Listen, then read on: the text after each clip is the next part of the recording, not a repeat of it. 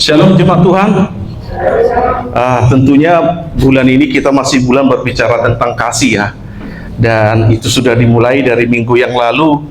Kita belajar tentang atau kita berbicara tentang karya salib, di mana waktu Yesus harus membayar hutang, semua utang-utang dosa kita telah dibayar lunas di kayu salib. Kemudian di hari minggunya kita juga sudah dibagikan firman tentang kuasa kebangkitan, dan minggu ini pun sama, kita masih pengen belajar tentang kasih dan kebaikan Tuhan.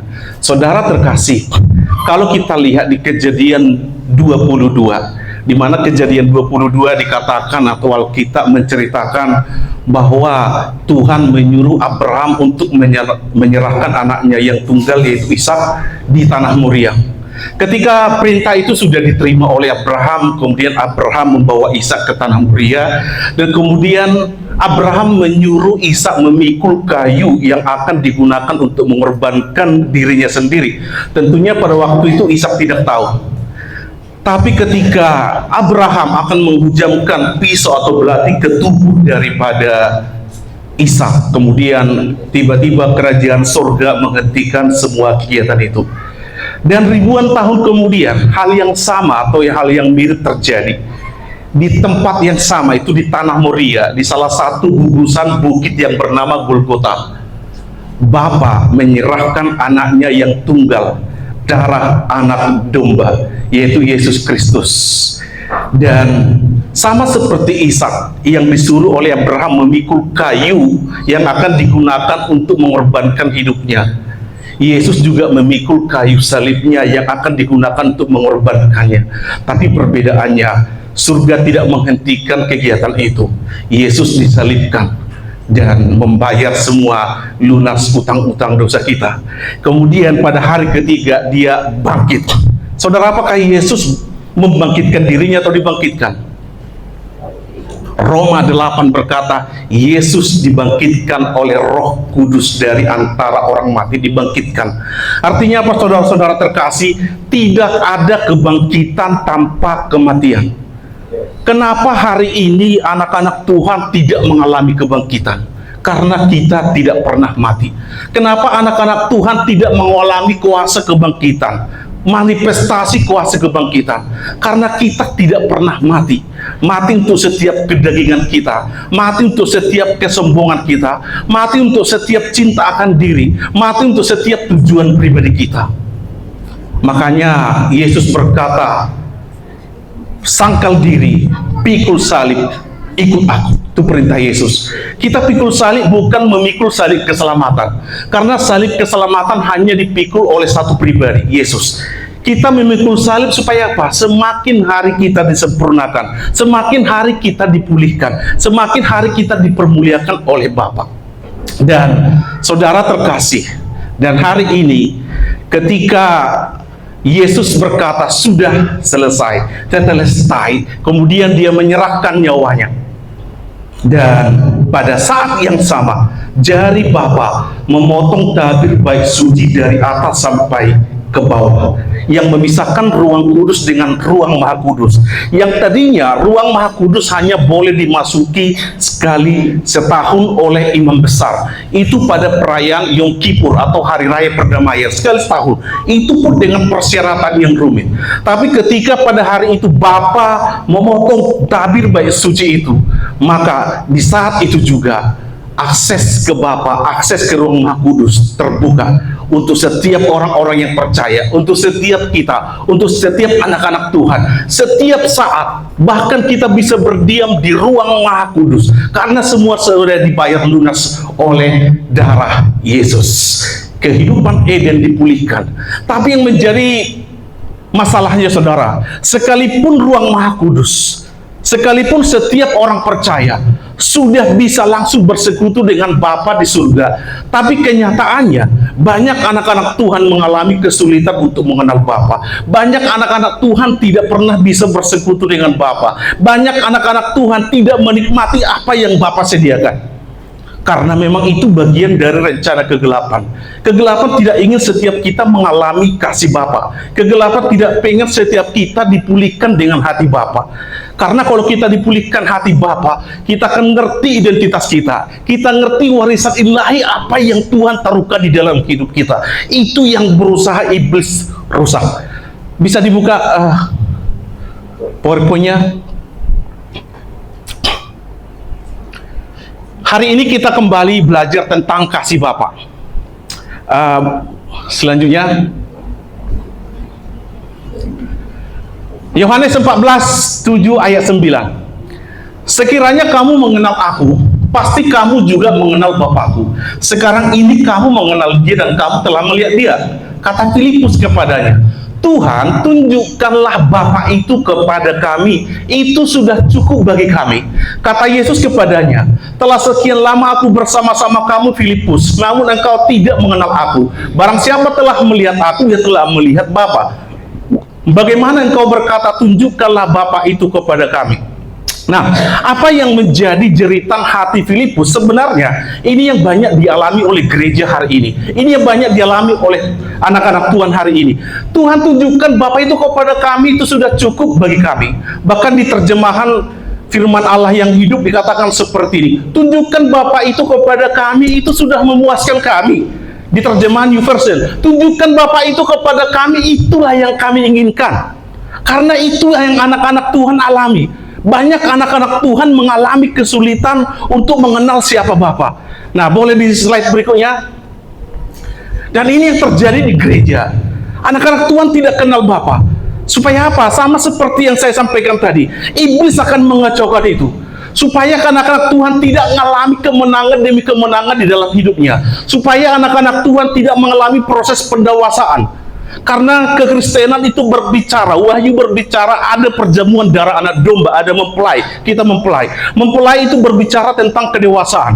Tapi kalau setiap anak-anak Tuhan yang gak pernah punya keintiman dengan Bapa, yang gak pernah hubungan dipulihkan dengan Bapa, maka kita akan terus menjadi, atau itu luka-luka yang kita bawa dari Bapa jasmani kita, itu akan menjadi penghalang kita untuk kita boleh bertumbuh di dalam Kristus. Dan ini yang terus dirusak oleh iblis. Supaya apa?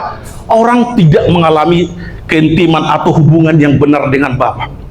Saudara-saudara terkasih, orang yang kehilangan figur Bapa, dia nggak akan mengerti identitasnya. Dia akan kehilangan warisan ilahi dalam kehidupannya. Dia nggak akan punya tujuan hidup. Jangan kita yang digambarkan seperti kisah di Alkitab, anak sulung dan anak bungsu, atau tentang cerita anak yang hilang. Sebenarnya sekalipun kalau yang kita tahu anak yang hilang itu adalah hanya anak bungsu, sebenarnya dua-duanya terhilang. Dua-duanya problematik. Kalau anak yang bungsu, dia ngerti warisannya, dia minta kepada bapaknya, digunakan poya-poya. Nah, yang paling parah justru sebenarnya anak yang sulung. Nah, kenapa? Dia tidak mengerti identitasnya, padahal dia tinggal di rumah bapaknya. Dia ada bersama-sama dengan bapaknya. Padahal bahkan Alkitab mencatat dia menaati perintah bapaknya, bayangkan. Tapi dia tidak kenal siapa bapaknya. Sebenarnya dia juga orang yang terhilang. Makanya waktu anak si bungsu itu pulang, disambut oleh bapaknya, kemudian dikasih jubah, dikasih cincin, kemudian dikasih sepatu, kemudian dibuat pesta karena mereka ingin merayakan anaknya yang sudah kembali. Waktu si sulung melihat itu, dia tidak mau masuk ke rumah. Kemudian bapaknya berkata, kenapa nggak mau masuk? Dia marah sama bapaknya. Bapak, aku melayani engkau, aku bekerja siang malam untuk engkau. Aku selalu menaati perintahmu ya Bapak. Aku tidak pernah menghabiskan uangmu. Tapi satu lembu pun gak pernah kau potong supaya aku bisa bersenang-senang dengan temanku. Tapi begitu dia menghabiskan uangmu, adikku itu, dia menghabiskan berfoya-foya dengan pelacur. Dia pulang langsung kau buat pesta. Coba lihat, apa jawaban bapaknya? Anakku, bukankah milikku adalah milikmu? Lihat, dia tinggal di rumah bapaknya, dia bekerja untuk bapaknya, dia tidak kenal siapa bapaknya. Anakku, bukankah kepunyaanku adalah kepunyaanmu? Dan itu yang dialami oleh gereja hari ini. Itu yang dialami oleh anak-anak Tuhan hari ini. Sehingga kita tidak menerima warisan ilahi dalam hidup kita. Sehingga banyak orang yang menjadi kecewa. Tuhan, aku setiap hari di gereja, aku kompi, aku menginjili Tuhan. Aku melayani Engkau Tuhan di profetik dengan pelayanan yang baik. Tapi cuma itu doaku nggak Kau jawab udah bertahun-tahun Tuhan. Tapi itu masih baru lahir baru Tuhan. Sudah Engkau jawab doanya. Sudah Engkau pakai dengan dahsyat. Ini apa? Menjadi kecewa. Karena dia nggak kenal Bapaknya. Bukan berarti engkau ada hari ini di gereja, engkau melayani hari ini di gereja, engkau hari ini aktif di gereja, engkau ada punya hubungan baik dengan Bapa, belum tentu. Itu sama seperti anak sulung. Kenapa? Karena dia melayani Bapaknya supaya apa? Dia pikir sebuah kewajiban. Dia pikir dengan melayani Bapa, dia akan dikasihi Bapa. Itu yang salah. Harusnya kita melayani Bapa karena kita mengasihi Bapa. Dan itu yang terjadi. Makanya banyak kita lihat hari ini hamba Tuhan, orang-orang yang aktif lain gereja, dan itu di gereja besar.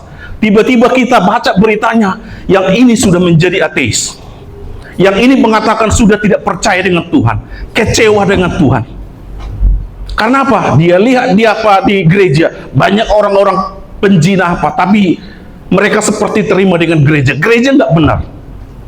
Dan hari ini gereja-gereja pun anak-anak Tuhan mengalami hal yang sama. Saudara-saudara terkasih, bukankah akan ada juga anak-anak Tuhan yang punya mata seperti Esau, yang memandang rendah hak kesulungannya? Yakub berbeda. Yakub tahu berkat dari Bapa. Bapa itu adalah kepercayaan Yahudi. Bapa itu sumber. Bapa itu penyedia. Dia cari segala cara untuk apa? Dapatkan berkat dari Bapa. Tapi coba lihat mata Esau. Oh, berkat dari Bapa cuma topang tangan, ambil alih itu. Kalau cuma topang tangan dari gembala, ambil biasa tiap minggu kita topang tangani. Ambil alih dari apa? Di topang tangani pembina atau Bapak rohanimu. Oh, biasa. Oh, namanya topang tangan. Udah biasa. Itu kan terjadi sering. Kita nggak alami apa-apa juga. Memandang rendah hak kesulungannya. Tapi beda dengan Yakub. Dia cari sampai apa? Dia menerima hak kesulungan itu. Nah, kemudian apa yang terjadi? Kalau kita baca Alkitab, sebenarnya Esau menerima semua warisan Ishak, tanah dan semua harta Ishak. Tapi kita lihat akhirnya keturunannya Edom menjadi musuh Tuhan, menjadi musuh bangsa Israel. Coba lihat Yakub. Yakub ada nggak membawa warisan dari papanya? Tidak ada. Dia lari ke Laban. Tapi lihat apa yang dibawa oleh Yakub, warisan ilahi. Tapi lihat Esau, dia mencari apa yang dunia tawarkan. Dia mencari apa yang dunia sediakan. Tapi Yakub punya mata yang berbeda. Saya mau tangkap warisan ilahi. Dan apa yang kita lihat ketika Yakub membawa warisan ilahi? Firman Tuhan tercatat, dimanapun dia berada diberkati. Apapun yang dikerjakannya dibuat Tuhan berhasil. Bahkan orang-orang yang sekitarnya diberkati. Laban diberkati oleh karena Yakub ada di sana. Tangkap. Kita mau mengejar sesuatu yang ilahi. Dan bukankah itu juga kalau kita lihat waktu Elisa dan rombongan Nabi, 50 rombongan Nabi, mereka sama-sama tahu kalau hari itu Elia akan diangkat ke surga. Sama-sama tahu. Bahkan 50 rombongan Nabi ini berkata kepada Elia, engkau tahu Tuanmu hari ini diangkat ke surga? Oh, sudah tahu aku, diamlah. Kemudian Elia berkata dengan Elisa, hari ini Tuhan menjuruhku ke Betel, kau tinggallah di sini. Nah, lihat, tahu dia apa yang dia dapat dari Bapa. Apa kata Elisa? Tidak Tuanku, kemanapun engkau pergi aku akan ikut. Rombongan Nabi ikut, yang 50 ikut juga. Kemudian berkata lagi Elia, Tuhan menyuruh aku ke Yeriko, tinggallah di sini. Oh tidak, aku akan ikut. 50 rombongan Nabi ikut. Kemudian sekali lagi Elia berkata kepada Elisa, tinggallah di sini. Aku akan ke Yordan. Tidak, Tuanku akan ikut. Tapi ketika Yordan di pinggir sungai, rombongan Nabi tidak ikut. Mereka cuma melihat sampai mereka menyeberang yang namanya Yordan. Kemudian kereta berapi dan kuda berapi mengangkat Elia ke surga. Tapi Elisa mendapat 2 porsi, double porsi roh daripada Elia. Bahkan kalau kita baca di Alkitab, Mujizat yang dilakukan Elisa 2 kali lebih banyak yang dilakukan Elia. Bahkan ketika ada orang bawa di jenazah, tapi karena ada gerombolan, mereka lemparkan ke kuburan daripada Elisa yang sudah menjadi tulang belulang. Begitu mayat itu kena ke tulang daripada tulang, udah tengkorak ini Elisa. Tapi begitu mayat itu kena ke tengkorak Elisa, mayat itu hidup lagi, bangkit. Itu ngerti. Dan apa yang diteriakkan Elisa ketika Elia akan naik ke surga? Bapakku, Bapakku, kereta Israel dan orangnya yang berkuda. Dia ngerti Bapak itu sumber berkat. Kemudian itu juga ditangkap oleh Raja Yoas. Raja Yoas ada di zaman juga sama Elisa. Padahal Alkitab mencatat Raja Yoas itu jahat di mata Tuhan. Raja Yoas melakukan yang jahat di mata Tuhan. Tapi ketika dia mengunjungi Elisa, Elisa hari itu sakit dan itu akan meninggal pada saat itu. Apa yang dilakukan Raja Yoas? Dia ngerti juga warisan nilai dari Bapa. Kemudian dia berkata kepada Elisa, Bapakku, Bapakku, kereta berkuda dan kereta Israel dan orang-orangnya yang berkuda. Kemudian apa yang dikatakan Elisa pada Raja Yoas?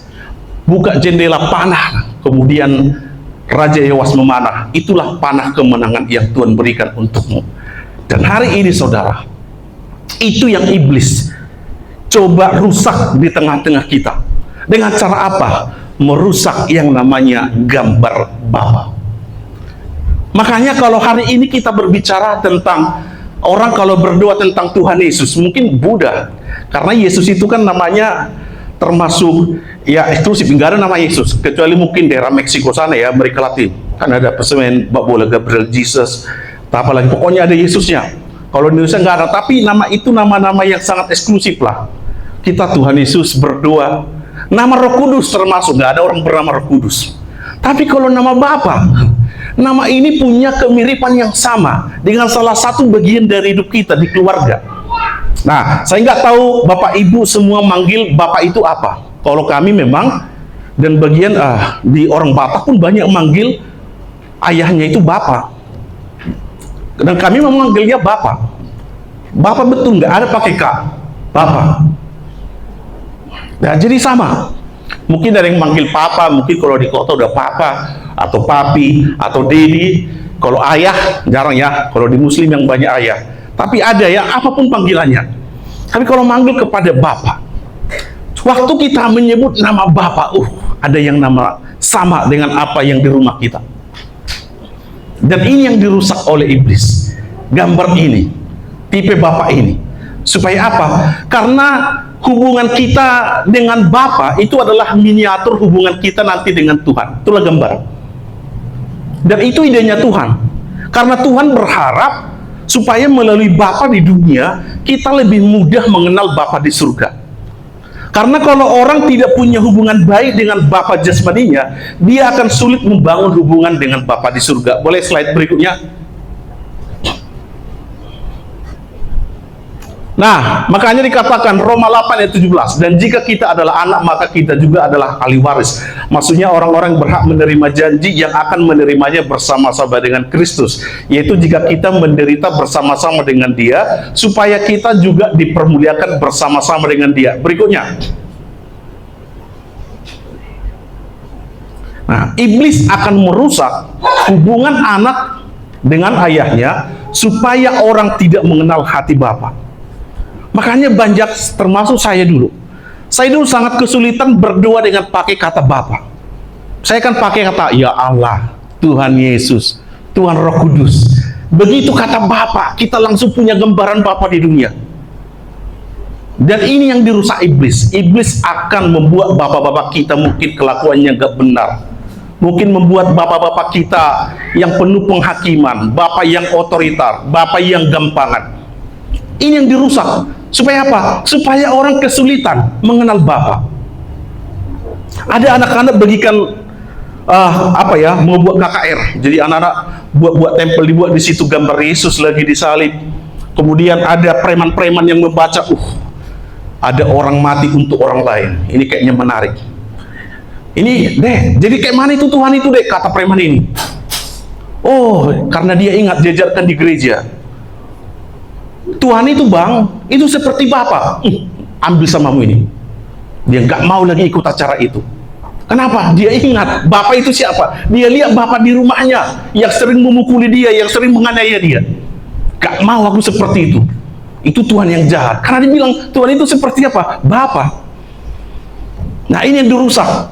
Sehingga ada banyak bapak-bapak yang tidak dipercaya, yang sering ingkar janji. Nah, sehingga orang dia mengira juga Bapa di surga itu ingkar janji. Sekalipun firman Tuhan sudah dikasih rema dalam hidupnya, paling seperti bapakku ini ingkar janji. Jadi dijawab nggak dijawab dia biasa aja. Dia nggak punya iman lagi kalau Bapa bisa menjawab dua-duanya, karena dia sudah terbangun dengan Bapa di dunianya. Ada bapaknya yang nggak pernah memuji, yang nggak pernah menghargai. Makanya banyak perempuan, banyak anak-anak, dia mencari, begitu dia jumpa laki-laki, bapakmu pencuri ayam ya dek? Kok tahu bang? Iya, kau curi hatiku mak. Oh, langsung terjatuh dia, tergelepak-gelepak. Kenapa? Dia nggak pernah dipuji bapaknya. Begitu dipuji sedikit, wow, nggak tidur 3 hari 3 malam. Dibayangkannya kata-kata itu. Karena apa? Bapaknya tidak pernah dipuji. Saudara-saudara terkasih, bapak-bapak di tempat ini, ibu itu hanya pemberi kasih sayang. Bapak itu pemberi nilai, pemberi identitas. Ada laki-laki, karena dia dibesarkan kakak-kakaknya, jadi dia punya seperti perempuan lah. Jadi dia sering diajak temannya. Datang dia, Papa, kata teman-temanku aku perempuan. Papanya sambil bercanda, iya anakku, kamu itu perempuan. Masuk. Terakhir dia berperilaku seperti perempuan. Bapak-bapak, hati-hati dengan perkataan. Dan ada bapak-bapak yang sangat otoriter, disiplin. Setiap salah, bang. Setiap salah dipukul, ambil tali pinggang, dihajar. Waktu dia bertobat, dia punya gambaran bapak juga seperti itu. Kecelakaan dia naik motor. Aduh, kayaknya ini karena aku nggak berdoa tadi, makanya kecelakaan. Dia punya banyak masalah di kantor. Aduh, tadi aku penyembahan setengah jam, harusnya 4 jam aku penyembahan. Ini karena setengah jam ini, makanya kayak gini banyak masalah. Kenapa? Dia punya bapak yang sangat mendisiplin. Dia kira juga bapak di surga kayak preman, tukang hukum. Ada juga yang bapaknya gampangan. Mau dia salah, mau dia benar, bapaknya nggak pernah kasih aturan. Sehingga waktu dia jadi anak Tuhan pun nggak punya aturan. Buat dosa pun nggak merasa bersalah, dia saja. Dan ini yang iblis rusak, supaya kita tidak punya pengenalan akan Bapa di surga. Dan saudara-saudara terkasih, kami dulu waktu kecil ya, kalau ketahuan kita mandi di sungai, di Isi Bundong, kan ada lagunya Isi Bundong, itu sangat menakutkan. Apa? Kalau ketahuan, karena seringkali Isi Bundong itu kan pasti ada korbannya meninggal. Jadi kalau ketahuan sama bapak, itu akan dihajar. Langsung diambil gagang sapu, kita dihajar kalau ketahuan mandi. Nah, biasanya kalau kita mandi kan nggak ketahuan, tapi kalau ada sudah orang lihat, kemudian dilapor, sebelum bapak pulang, oh kita cari apa, supaya bagaimana hati bapak baik, tidak sampai memukul. Kemudian bersih-bersih rumah, cuci piring, lakukan sesuatu. Nah, ternyata itu membuat saya juga pengenalan bapak seperti itu. Waktu saya sudah lahir baru, sudah jadi anak Tuhan, kalau saya jatuh dalam dosa, tidak berani minta ampun langsung kepada Bapak. Apa yang saya lakukan? Berpuasa, baca Alkitab. Sama seperti yang saya lakukan dengan Bapak di dunia. Dan itu yang iblis kerjakan hari ini, tanpa kita sadari. Setiap kita punya banyak luka oleh karena bapak-bapak dunia. Ada hari ini, kadang banyak nggak mengerti bapak-bapak. Biar kita ngalami pemulihan mulai dari tempat ini. Ada bapak, ada keluarga yang keluarganya hidup dalam apa? Kawin cerai. Anaknya pun seperti itu juga. Anaknya pun seperti itu juga. Karena tanpa disadari, dia mewariskan kutuk kepada anaknya. Dia mewariskan luka kepada anaknya. Ada orang, dia pernah direndahkan. Mungkin karena dia dulu sangat miskin, tidak punya apa-apa. Kemudian dia berusaha dengan kerja keras untuk membuktikan itu. Kemudian setelah dia berhasil, tapi tanpa dia sadari pun, luka yang sama dengan cara yang berbeda dia akan wariskan ke anaknya. Ada orang yang papanya suka mukul, dia berkata, aku tidak akan menikah dengan pria yang suka mukul. Ketemu dengan pria yang nampaknya baik, tapi sama juga, itu juga kelakuannya seperti papa. Kenapa? Karena belum dipulihkan, karena belum disembuhkan. Boleh buka slide selanjutnya. Malaki 4 ayat 5 sampai 6. Sesungguhnya aku akan mengutus Nabi Elia kepadamu menjelang datangnya hari Tuhan yang besar dan dahsyat itu. Maka ia akan membuat hati bapak-bapak berbalik kepada anaknya dan hati anak-anak kepada bapak-bapaknya, supaya jangan aku datang memukul bumi sehingga musnah. Tahu nggak Bapak Ibu Saudara, ini ayat terakhir dari kitab terakhir di Perjanjian Lama. Setelah ayat ini tidak ada lagi, mungkin ada firman Tuhan tapi tidak tercatat. 400 tahun berlalu baru ada muncul perjanjian baru. Nah, biasanya kalau kata-kata terakhir, pesan terakhir itu kan penting. Kalau misalkan kalau kami ya mau meninggalkan, saya mau keluar dulu bulan kerja, jangan lupa nanti matikan lampu, nanti cabut dispenser, nanti matikan air. Kenapa? Itu penting supaya jangan lupa. Nah, hari ini pun ini menjadi pesan terakhir. Kenapa ini penting? Kenapa? Karena Tuhan ingin anak-anaknya mengalami pemulihan. Karena Tuhan tahu kalau anak-anaknya tidak mengalami pemulihan hati Bapa, anak-anaknya nggak akan mengalami kedewasaan rohani. Anak-anaknya tidak akan siap menjadi mempelai-mempelai Kristus pada akhir zaman nanti. Anak-anaknya tidak siap menjadi bejana-bejana yang Tuhan pakai. Kita sudah pernah belajar bahwa kita ini adalah bejana tanah liat yang akan dibentuk untuk dipakai untuk kemuliaan Tuhan. Tapi Tuhan itu adalah penjunan yang baik. Kalau ada keretakan-keretakan, maka dia akan bentuk ulang, dia akan hancurkan lagi bejana itu, bentuk lagi sampai bejana yang sempurna. Nah, seringkali pembentukan Tuhan atas kita diulang. Kenapa? Ada keretakan-keretakan dalam hidup kita. Keretakan itu apa? Oleh karena luka-luka yang ditimbulkan oleh Bapa. Jadi sebenarnya hari ini saudara, hari ini nggak penting kalau saya udah lama ngikut Tuhan, sudah puluhan tahun ngikut Tuhan, sudah berapa lama pun Bapak Ibu ngikut Tuhan, luka itu bisa masih ada. Karena mungkin Tuhan pernah bongkar di dalam hidupmu, tapi kita lebih memilih mengeraskan hati. Kita lebih memilih untuk menyembunyikannya. Dan tanpa sadari, luka itu akan kita bawa terus, bahkan akan kita wariskan ke generasi berikutnya, ke anak-anak kita.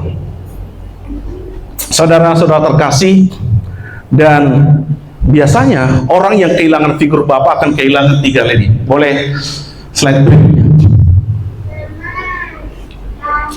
Nah, ini jadi Tuhan gak lupa janjinya, diingatkan lagi apa yang dibuat tadi di Malaki ayat terakhir dari kitab terakhir di Lukas 1:16-17. Ia akan membuat banyak orang Israel berbalik kepada Tuhan Allah mereka, dan ia akan berjalan mendahului Tuhan dalam roh dan kuasa Elia untuk membuat hati bapak-bapak berbalik kepada anak-anaknya. Kemudian slide berikutnya. Bentar ya Bapak Ibu ya, mati sihnya kok panas.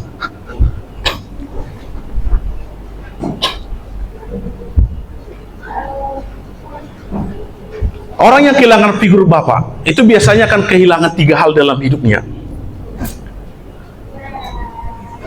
Identitas sejati, rasa aman, kemudian tujuan hidup. Akan kehilangan, dia nggak akan tahu siapa posisinya. Sama tadi seperti anak sulung. Dia nggak ngerti identitasnya. Dia kira kalau dia melakukan itu semua bapaknya akan mengasihinya. Padahal justru Bapa mengasihi kita waktu kita masih berdosa. Yesus datang untuk diselibkan waktu kita masih berdosa. Tidak ada perbuatan baik kita yang membuat kita layak untuk dikasihi. Bapa mengasihi kita tanpa syarat, bukan karena apa yang kita buat. Kalau hari ini kita melayani Bapa, karena apa? Karena kita mengasihi Bapa. Jadi perbuatan baik kita bukan membuat Bapa semakin baik sama kita, tapi apapun yang kita lakukan pelayanan hari ini itu untuk membuat kita semakin mengasihi Bapa. Hari ini saudara baik, sama Bapa mengasihi kita. hari ini saudara jahat sebelum datang gereja, mungkin melihat hal-hal yang nggak benar, tetap Bapa mengasihi kita. Itu identitas kita karena kita adalah anak. Kemudian rasa aman. Orang yang kehilangan figur Bapa akan ada rasa kekhawatiran, insecure, tidak aman. Hidupnya penuh ketakutan. Dia nggak ngerti, dia akan bingung masa depannya ini mau di mana. Kemudian dia nggak punya tujuan hidup. Sehingga banyak orang bekerja keras supaya sukses hanya untuk apa? Mendapatkan pengakuan dari orang lain. Kenapa? Dia nggak ngerti identitasnya di dalam Tuhan. Dia kerja keras supaya apa? Dia diakui, dia dihormati orang lain. Ini yang dirusak, atau ini akan kehilangan, ini orang kehilangan figur Bapa. Ini yang membuat ini bukan anak Tuhan. Ini dunia yang membuat ini. Orang kehilangan figur Bapa. Buktinya hampir orang yang dipenjara, anak-anak muda, 80% itu fatherless. 80% itu adalah orang-orang yang gambar dirinya rusak karena Bapa jasmaninya. Saudara-saudara terkasih, tidak penting hari ini engkau sudah berapa lama melayani Tuhan. Mungkin masih ingat ada hamba Tuhan Debbie Basir ya, pernah saya dengar salah satu khotbahnya. Dia udah lama layani Tuhan. Dia dulu dari Muslim, kemudian jadi hamba Tuhan, jadi pendeta. Nah, terus ada satu hal sepele, mungkin sepele menurut kita. Kalau itu sudah bersinggungan dengan suaminya, mereka kan berantem hebat. Dan mereka nggak ngerti itu kenapa. Pokoknya setiap hal itu terjadi, mereka akan berantem hebat. Sampai Tuhan bukakan. Ternyata dia pernah ada dilecehkan oleh papanya. Dan dia belum melepaskan pengampunan itu. Kemudian waktu Tuhan bongkar, kemudian dia melepaskan pengampunan, baru ada pemulihan.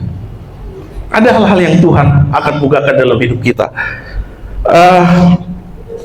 Waktu saya sudah lahir baru, sudah terima Tuhan, saya dulu termasuk orang yang jarang bicara dengan Bapak ya, karena memang kami punya hubungan yang tidak baik. Bahkan saya pernah memukul Bapak saya di rumah. Oke, karena apa? Ya namanya. Dan saya dulu nggak ngerti itu hubungan itu kenapa. Sampai suatu tahap, ada Tuhan bongkar dalam hidup saya yang sudah lama. Saya pikir ini pun saya nggak ingat. Waktu saya kelas 2 atau kelas 3 SD. Sebenarnya saya nggak ingat ingin lagi. Tapi waktu Tuhan bukakan itu, ternyata saya waktu kelas 2, 3 SD pernah pada saat itu mau ikut tanding 17-an. Ada 2-3 pertandingan. Saya sangat semangat mengikuti 17-an itu sebenarnya bukan karena uangnya, tapi karena apa? Karena dapat piala penghargaan. Karena saya termasuk orang yang jarang mendapat pujian dari Bapak. Ya, padahal sebenarnya sekalipun saya termasuk termasuk pintar, juara 1, juara 3 mulai dari SD sampai SMA. Selalu juara, tapi nggak pernah dipuji. Nah, tapi itu Tuhan ingatkan kelas 2, kelas 3 SD, saya ikut lomba 17-an. Saya pengen dapat penghargaan ini hanya untuk mendapat pengakuan. Tapi entah apa salah saya di pagi hari itu, saya ingat saya dipukuli oleh Bapak saya. Sampai kaki saya agak pincang, tangan saya pun agak bengkak. Dan semua pertandingan yang saya ikuti gagal. Itu Tuhan ingatkan. Bahkan waktu Tuhan ingatkan, sakitnya terasa. Padahal itu kelas 2-3 SD. Udah hampir 20 tahun lebih, 25 tahun lebih. Waktu Tuhan ingatkan itu, ternyata waktu itu saya berkata dalam gini, ini semua karena Bapak. Ini semua karena Bapak. Saya ingat, itu kelas 2, kelas 3 SD. Kemudian saya jumpai Mama. Waktu itu Mama tanya, kayak mana ada yang menang? Gak ada. Ini semua karena Bapak. Rupanya ada luka. Ternyata saya kepahitan dengan Bapak. Itu membuat saya nggak bisa berbicara bagus dengan Bapak. Bahkan saya pengen Tuhan pun memanggil Bapak itu susah. Saya nggak pernah berdoa dengan kata Bapak. Ternyata masih ada akar kepahitan.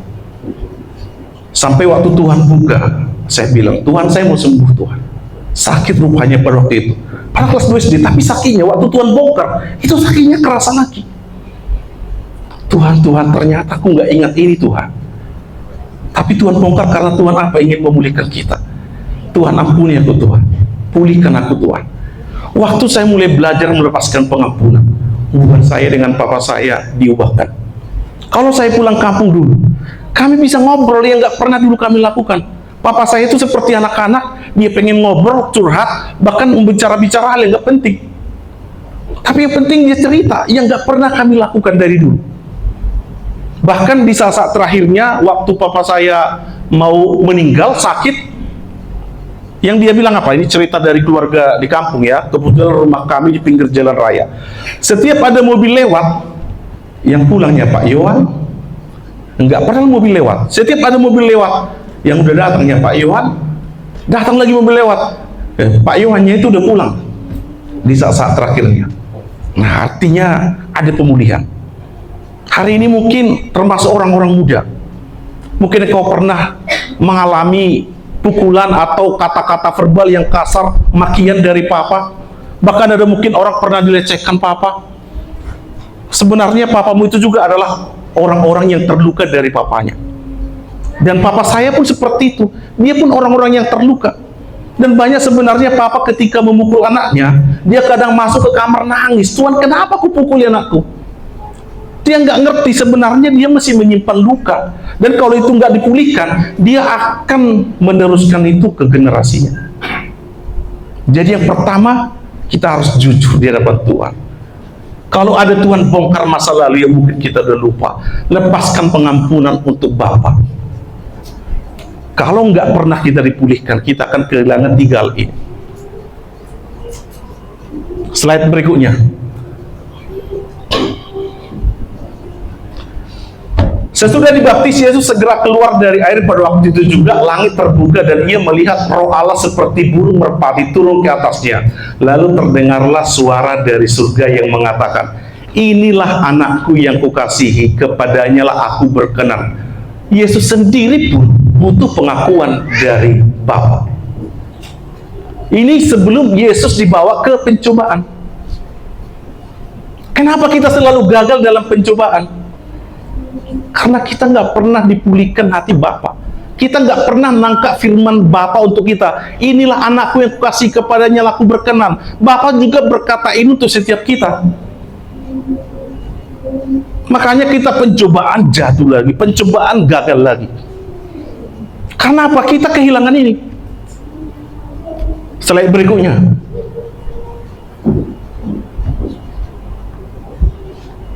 Next. Ketika kita nangkap ini, inilah anakku, identitas kita dipulihkan. Kita itu anak Bapa. Setiap orang yang menerimanya, Yesus diberinya kuasa untuk menjadi anak Allah. Apa doa yang diajarkan Yesus? Bapa kami di surga. Yesus bilang apa? Bapa itu yang diajarkan. Kenapa? Bapa itu berbicara keintiman. Gak ada orang, kalau Yohan misalkan datang kepada Yohan pengen sesuatu, datang kepada saya, Yohan gak perlu pujian penyembahan dulu. Untuk ayah tercinta, kemudian Yohan berbahasa roh, kemudian lagi menyembah, oh Bapakku yang baik, engkau Bapa yang murah hati, bekerja siang malam mengajar di mana-mana untukku. Kemudian Yohan berkata, Pak beli es krim. Saya kan bingung, ini anak siapa ini? Anak dari mana ini? Kalau Yohan meminta es krim, Pak, beli es krim Pak, selesai. Itu berdoa kepada Bapa.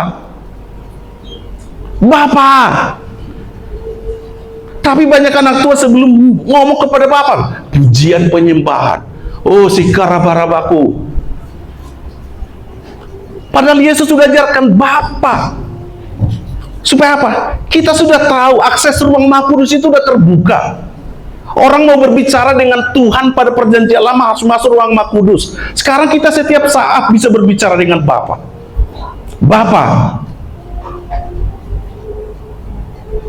Kenali status kita. Kita anak. Suatu saat saya ngalami pergumulan.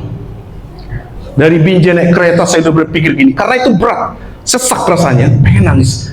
Nanti malam saya pengen duduk di hadirat, masuk hadirat Bapa. Saya pengen nangis di hadirat Bapa. Saya pengen curahkan semua.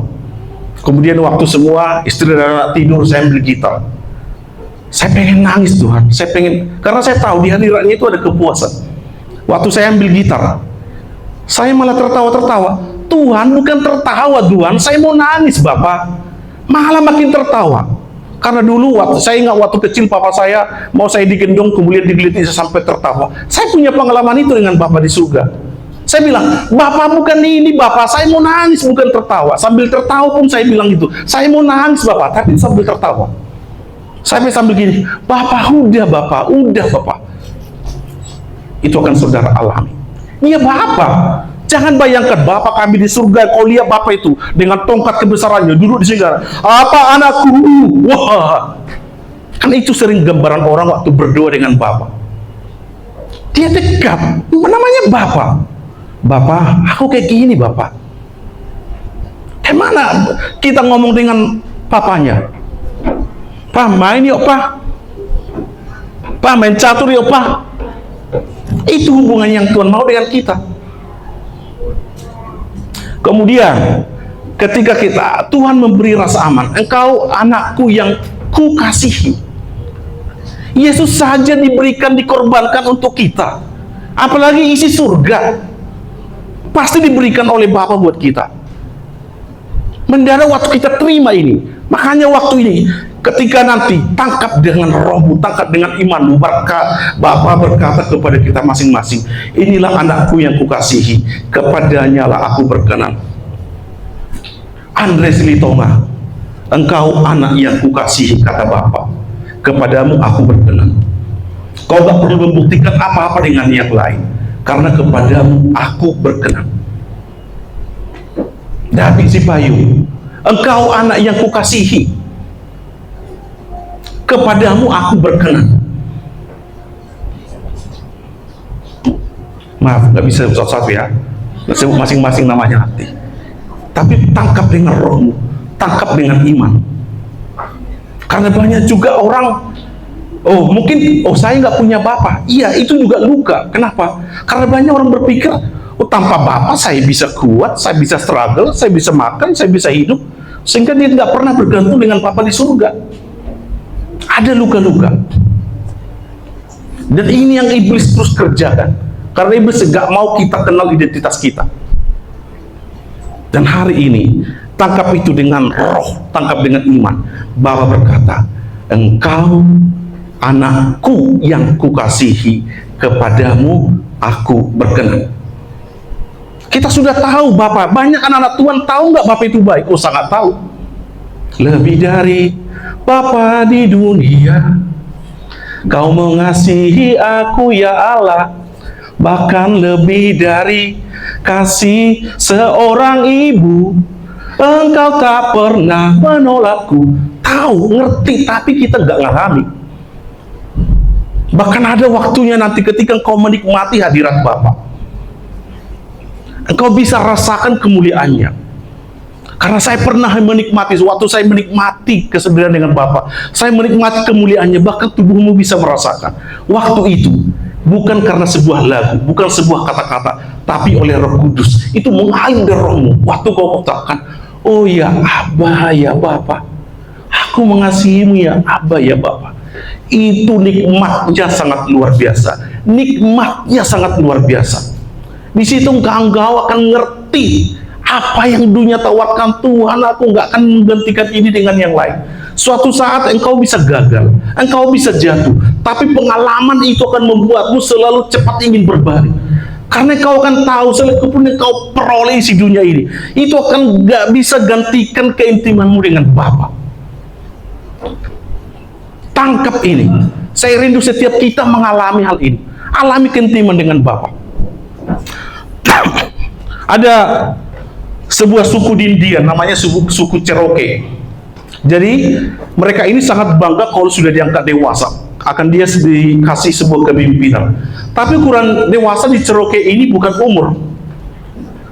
Nanti kalau dia diangkat dewasa, mereka melalui sebuah ujian. Nanti mereka diserahkan pada ketua adatnya, ditutup matanya, dibuat di hutan belantara yang sangat gelap, tidak ada cahaya, tidak ada apa-apa. Mereka harus duduk semalaman, tidak boleh menangis, tidak boleh menjerit. Kalau lulus, maka diangkat dewasa. Maka mereka karena ingin kebanggaan sebuah kedewasaan itu, setiap anak suku Cherokee, ketika dia ditinggalkan dengan malam, dia harus bertahan, dia harus menahan rasa takutnya, tidak nangis, tidak berteriak, sekalipun dia mendengar binatang buas. Itu suku Cherokee. Tapi ketika fajar mulai, sinar matahari mulai nampak, dia merasa senang. Kenapa? Sudah mulai nampak terang. Ternyata dia lihat di belakangnya ada papanya berdiri sepanjang malam dengan pedang, dengan pisau berjaga-jaga. Karena dia nggak mau anaknya itu ada binatang buas. Dan dia nggak tahu itu. Itulah Bapa di surga. Penyertaannya ada padamu. Sekalipun engkau di lembah kekelaman, sekalipun engkau mengalami masalah. Hai bapak-bapak, mungkin kau pernah jadi bapak yang gagal. Jangan wariskan lukamu kepada anak-anakmu. Bereskan, jangan wariskan kutuk yang kau alami kepada anak-anakmu. Bereskan mulai dirimu. Makanya kemarin kita ikuti pelajaran tentang yang 7 pelajaran. Kita masih kelas 1-nya kemarin, pelajaran pertama, parenting. Pelajaran satunya sangat bermanfaat ya. Dia masih tentang apa yang anak-anak lihat tentang orang tuanya. Jadi kita lihat tontonan, ada anak-anak disuruh kayak menonton sebuah pertunjukan waktu suami istri berantem, maki-makian, pukul-pukulan. Lihat anak-anaknya itu ada yang menutup mukanya, ada yang merucutkan mukanya, ada yang membelingkan wajahnya. Tapi begitu ditampilkan ada maaf-maafan, ada peluk-pelukan, mereka tersenyum. Anak-anak kita akan terluka ketika kita nggak ngasih teladan yang bagus. Makanya kami sama Pak Simbolon buat kesepakatan, berubah kita Pak Simbolon. Kalau biasanya kita main tangan, besok main kaki tangan. Bukan itu ya. Nah, itu hanya bercanda. Tapi waktu ini, hari ini bapak-bapak, biarkan engkau ditegur, dipulihkan. Ada mungkin lukamu, jangan tutupi. Dia Allah yang tersembunyi. Allah yang tersembunyi bukan ya kita tahu Allah gak kelihatan, tapi dia tahu apa yang tersembunyi di dalam hatimu, dan biarkan Tuhan Roh Kudus itu membongkar supaya kita dipulihkan.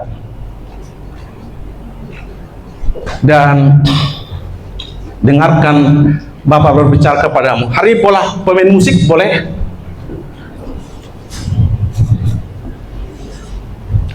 Dan ada satu video terakhir yang kita tonton dengan kasih Bapak hari ini.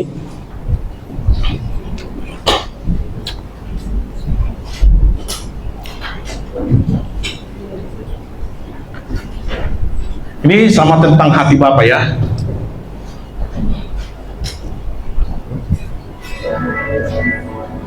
Kebanggaan seorang papa ketika anaknya lahir. Dia kan berjanji mencintai, membesarkan anaknya dengan penuh kasih sayang. Dia rawat anaknya, dia kasih dengan segenap hatinya. Dia ingin anaknya bahagia. Dia ingin anaknya semua terpenuhi kebutuhannya.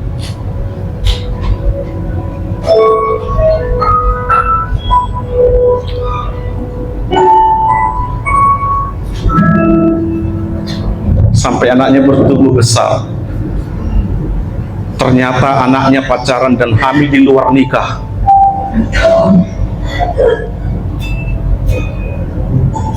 Anaknya hamil.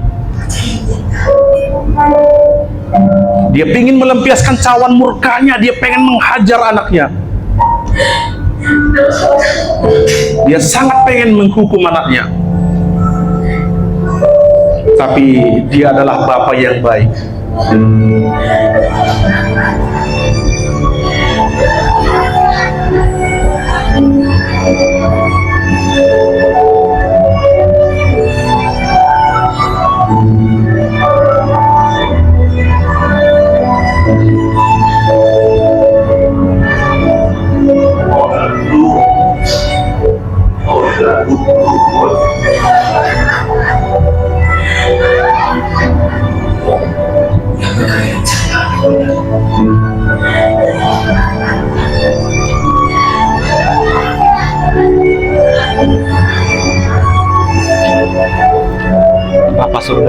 Bapak surgawi buatmu. Itulah kasih Bapa. Dan hari ini kita mau menikmati itu. Dan biar setiap kita dipulihkan. Engkau gak perlu membuktikan dirimu siapa, karena engkau dikasih sejak awal. Engkau dibentuk oleh Bapa semenjak kau dalam kandungan ibu, tanpa syarat. Bukan karena engkau hebat, bukan karena engkau melakukan apapun, kau dikasih. Oh ya